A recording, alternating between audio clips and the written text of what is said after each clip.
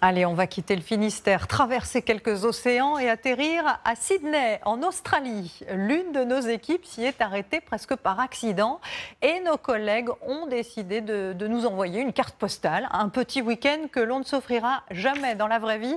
Avouez que ça aurait été dommage de ne pas en profiter. Ignacio Bornassin, Sylvain Roland et Quentin Danjou.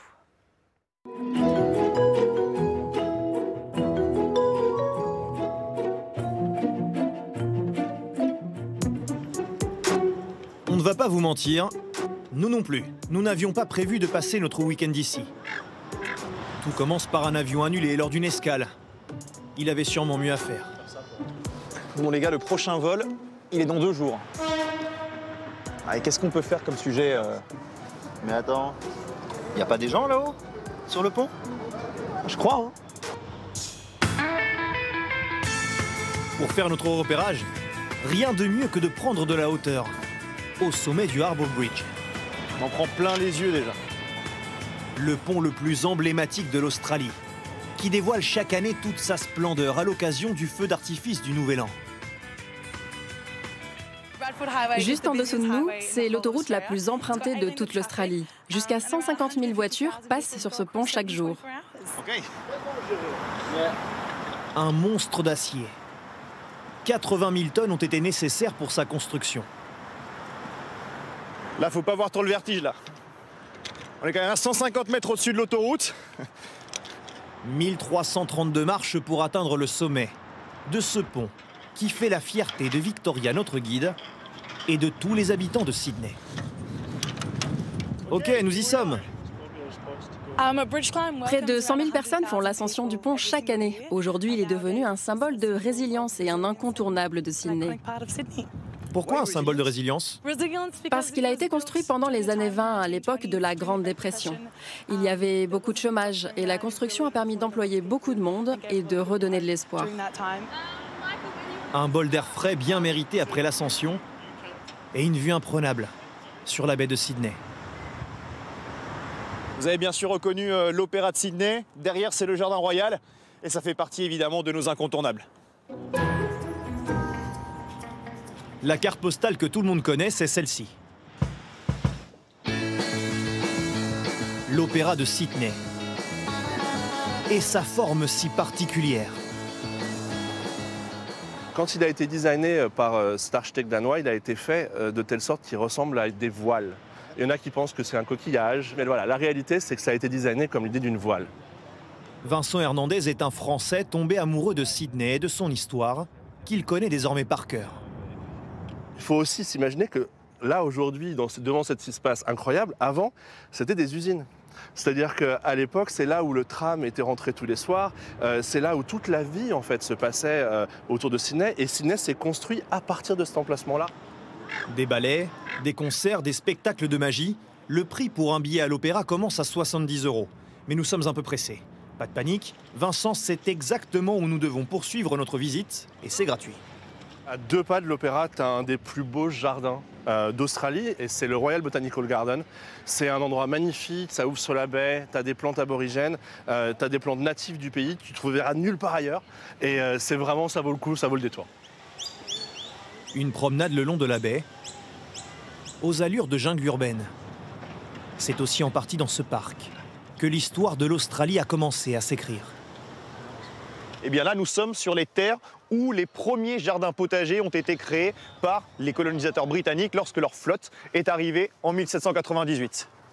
La végétation et la faune australienne ont beaucoup souffert de l'arrivée des colons et de leurs maladies.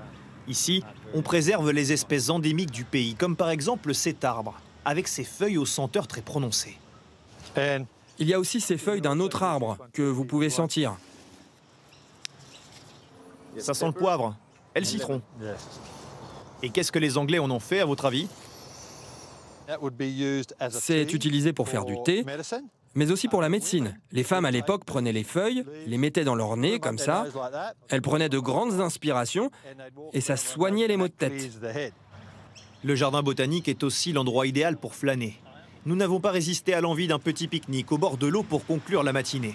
Un sandwich, une boisson pour une dizaine d'euros, achetés dans un kiosque du parc. Quittons la ville pour rejoindre l'océan. à seulement 20 minutes du centre. Les surfeurs domptent les vagues, à côté de ces piscines d'eau salée. Une centaine à travers le pays. La majorité est autour de Sydney. Un peu fraîche, mais ça va, c'est agréable. L'océan peut souvent être agité, on ne peut pas vraiment s'y détendre contrairement à ici. C'est exactement la même eau, sauf qu'on peut s'y relaxer. J'habite à 5 minutes à pied d'ici. Je viens toujours pour la pause déjeuner, ou bien tôt le matin, avant d'aller au travail. Il n'y a pas mieux pour démarrer la journée. C'est ça, le mode de vie à l'australienne. L'eau de ces piscines est pompée directement dans l'océan. Ce qui a motivé leur construction, c'est aussi la sécurité, car des requins s'aventurent parfois près des côtes. On peut venir quand on veut et ne pas avoir peur de se noyer ou quoi que ce soit d'autre. Ici, pas de risque de se faire mordre par un requin. Oui, c'est exactement ça. Il ne nous reste qu'une petite heure avant la tombée de la nuit. C'est le moment idéal pour prendre les transports en commun. Mais à Sydney, oubliez le métro, embarquez plutôt sur un ferry.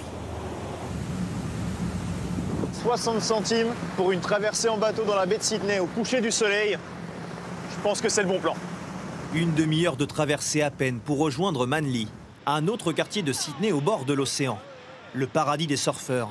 Certains disent que c'est sur cette baie que le surf est arrivé en Australie.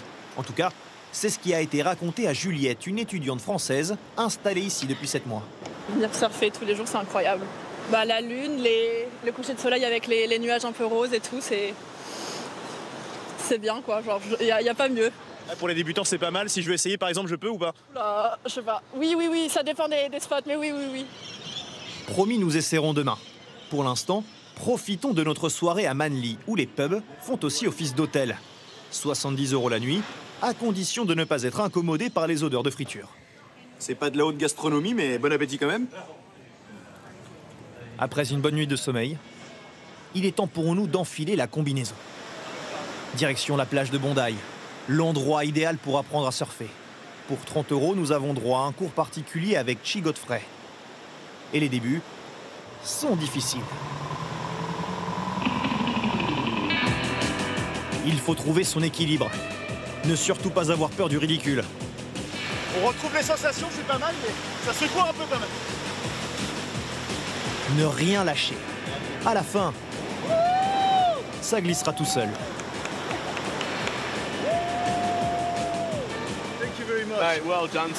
Alors, il a assuré? Ouais, c'était génial. Je crois pas que j'étais aussi bon, non, pas du tout. On va dormir ce soir, non? Je pense, ouais. On grandit tous près de la mer. La majorité des Australiens vivent sur les côtes, nos plages sont magnifiques. Ici, on apprend à surfer dès le plus jeune âge. Ça fait partie de notre culture. La leçon est terminée. Il est temps pour nous de ranger la planche. Notre escale australienne aussi touche à sa fin. C'est bien la première fois que nous avons pu nous réjouir d'avoir un vol annulé.